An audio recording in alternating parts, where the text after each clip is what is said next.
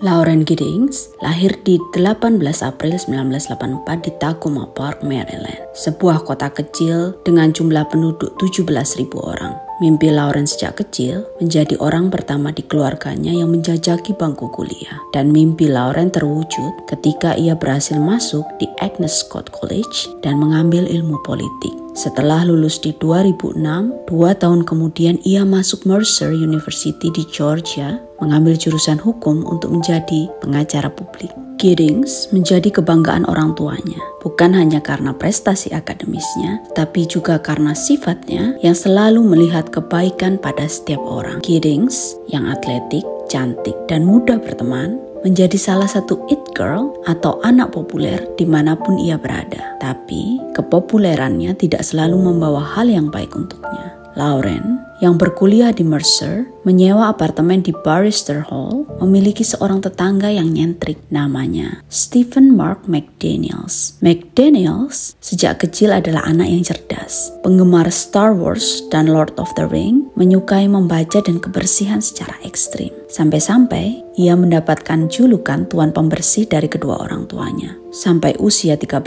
tahun, McDaniels bergabung dalam paduan suara gereja dan setelahnya ia bergabung dengan sebuah grup yang menjelajahi Georgia untuk memperbaiki gereja-gereja yang rusak. McDaniels mendapatkan beasiswa kuliah di Mercer University, kampus yang sama dengan Giddings. Selain sebagai sesama tetangga dan mahasiswa, Giddings dan McDaniels juga bergabung dalam perkumpulan yang sama. Bahkan, di satu waktu mereka menjabat sebagai presiden dan wakil presiden. Meski teman-teman McDaniels melihatnya sebagai seorang yang eksentrik dan agak aneh, tetapi McDaniels adalah orang yang selalu bisa diandalkan oleh teman-temannya. Intensitas pertemuan McDaniels dan Giddings yang tinggi di dalam dan di luar kampus menumbuhkan bunga-bunga asmara hanya pada McDaniels alias cinta bertepuk sebelah tangan. Beberapa kali McDaniels mengajak Giddings berpacaran, tetapi selalu ditolak dengan halus. Giddings sudah memiliki pacar, seorang pengacara yang 20 tahun lebih tua, David Van Dever. Mereka berpacaran setelah Lauren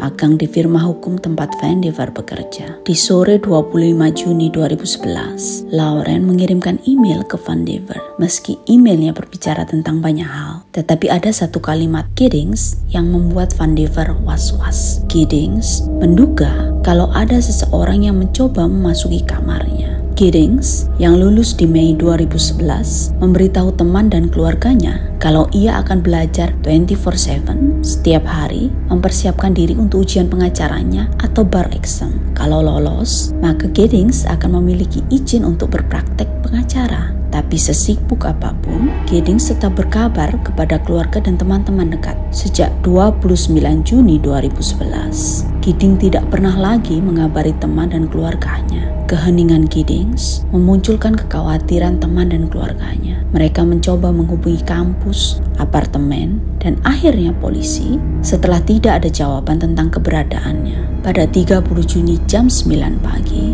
polisi mulai melakukan pencarian dan memeriksa apartemen Giddings. Semua barang yang penting ada di dalam kamar seperti HP, dompet, dan laptop. Detektif yang melakukan pencarian dan barang bukti mencium bau menyengat dari tempat sampah apartemen. Mereka mulai menarik satu persatu sampah dan pada akhirnya menemukan torso tanpa kepala, tangan, dan kaki yang dibungkus plastik hitam dan hanya memakai celana jogging. Torso itu torso Giddings.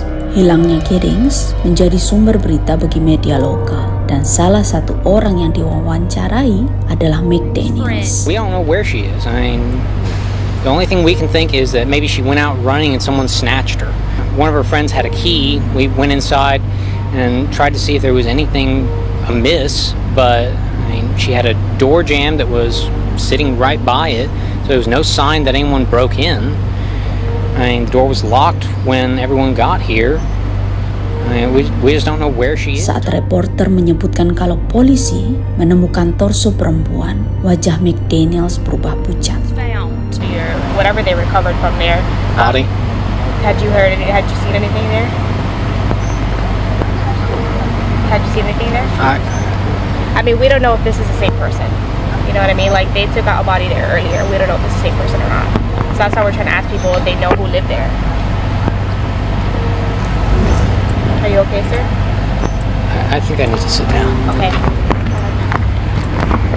Hari itu, hari Kamis, adalah hari pengangkutan sampah. Tapi karena mobil polisi memblok jalan menuju apartemen Giddings, truk sampah gagal mengumpulkan sampah yang menjadi berkah bagi polisi yang bertugas. Polisi yang menggunakan anjing pelacak mengikuti jejak pelaku yang mengitari kamar Giddings, kamar McDaniels, dan apartemen kosong di bawah apartemen Giddings. Detektif kemudian meminta kerjasama para penyewa untuk memeriksa apartemen. Meski permintaan detektif bersifat sukarela, tetapi bila ditolak tentunya memunculkan kecurigaan mereka. McDaniels di awal merasa ragu-ragu memberi izin detektif memeriksa apartemennya. Tapi setelah detektif mengatakan kalau penyewa lainnya mengizinkan, ia membuka pintu dan mengizinkan mereka memeriksa apartemennya. Saat polisi memasuki apartemen McDaniels, mereka melihat pisau besar, pedang samurai, senapan, dan pistol yang dimilikinya. Meski bukan barang ilegal, tetapi kombinasi sajam dan senapan serta perilaku anjing pelacak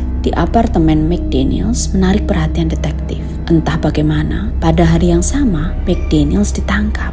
Ia ditangkap dengan tuduhan mencuri kondom beberapa minggu sebelumnya. Sementara ia ditahan, polisi menggeledah apartemennya dan mengumpulkan barang bukti. Flash disk yang ditemukan di kamar McDaniels berisi pornografi anak, dan saat membuka sejarah pencarian McDaniels, mereka menemukan kalimat-kalimat pencarian seperti Lauren Giddings bugil atau bagaimana cara melecehkan perempuan yang sedang tidur berulang kali dicari oleh McDaniels. McDaniels juga mengunjungi situs porno dengan ketertarikan pada kanibalisme dan mutilasi. Dan setelah penemuan torso Giddings, McDaniels mulai mencari cara bagaimana menghilangkan sejarah pencarian secara permanen. Di 2 Agustus 2011, polisi menerbitkan surat penangkapan McDaniels untuk pembunuhan Giddings setelah mereka menemukan gergaji besi dengan jejak darah Giddings yang disembunyikan di ruang laundry yang bungkusnya ditemukan di kamar McDaniels, kunci utama apartemen yang memungkinkan McDaniels memasuki apartemen manapun di kompleks itu,